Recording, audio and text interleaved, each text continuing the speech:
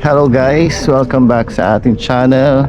So for today's vlog guys, so ito yung continuation ng pag-install natin ng pad light kay Tambay. Ayan siya.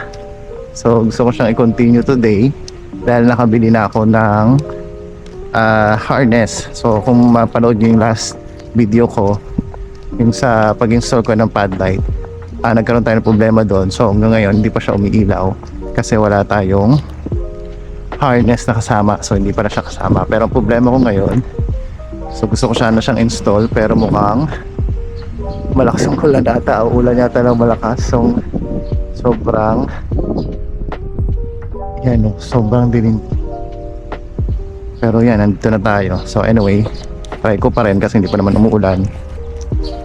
So ito yung sinabi kong pad light. So hindi pa siya nakadikit. Oh my, umuulan na pala talaga. Umuulan na siya. Ayan yung tools ko, dinala ko na. Tapos ito yung sinasabi kong harness. Ayan siya ngayon. Ayan. So pakita ko na lang sa inyo yung harness.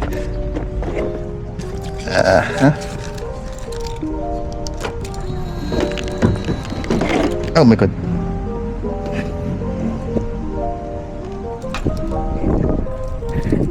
So wala nang cut. Yan, so kung since uulan at umaanbo na siya, pakita ko na lang sa inyo to, yung harness na nabili ko. So hindi ko na siya kinat yung video. So ayan siya. So universal siya. Ito yung sinasabi ko last time na dapat merong fuse. Ayan. Ayan. So dapat meron siyang fuse. Ayan yung fuse niya.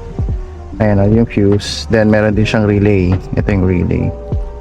Then yung fuse. Okay. Tapos yun nga, meron din siyang on and off para dun sa dalawang ilaw. Kasi good for ano to, good for 2 lights. So yung pad natin, so yan yung dalawang yun, saka to dito yan kinakabit. Ayan, dyan. Okay, ito yan partner. So tatlo siya, so iipit lang natin dyan. Then yan, pati dito. And then hindi na tayo magkakat ng wire kasi ito diretso na to sa battery. Negative positive lang naman yan. So yan, so yan ang ating gagawin. Hopefully huwag na talaga umulan para ma-start ko siya. Pero pag umulan, part 3 na. Okay, so let's go. Pakita ko sa inyo kung saan ko ilalagay itong mga to. Siguro better kung ilagay ko muna kasi medyo rin mahirap mag-video habang ginagawa siya, no? So yan, install ko muna siya and then pakita ko sa inyo kung paano ko siya install once na nakabit na siya. Okay,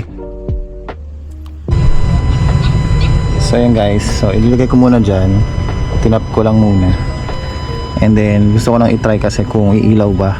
So lalagay ko lang to sa battery, pero actually ang lakas ng ulan. Gusto ko lang i-try kung iilaw siya, then siguro next week ko na lang siya install talaga. Ayan, gusto ko lang i-curious lang ako kung iilaw siya. Okay, so yun muna yung try natin kasi malakas ulan eh.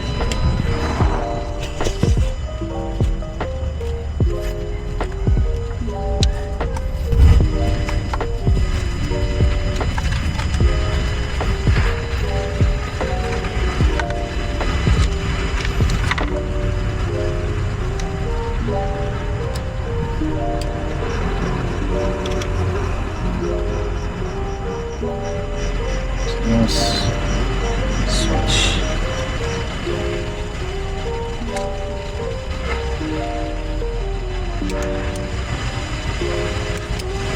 Yun.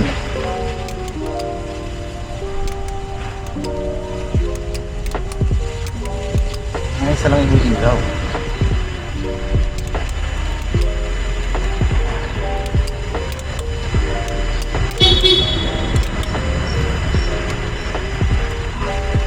So pakita ko lang sa inyo na umiilaw siya. Okay, Di ba? May ilaw siya. Kasi hindi ko pa alam kung paano pa ilawin yung sa taas. Kaso yun nga, malakas ang ulan, no? Napilitan lang ako. So next, next vlog na lang, guys.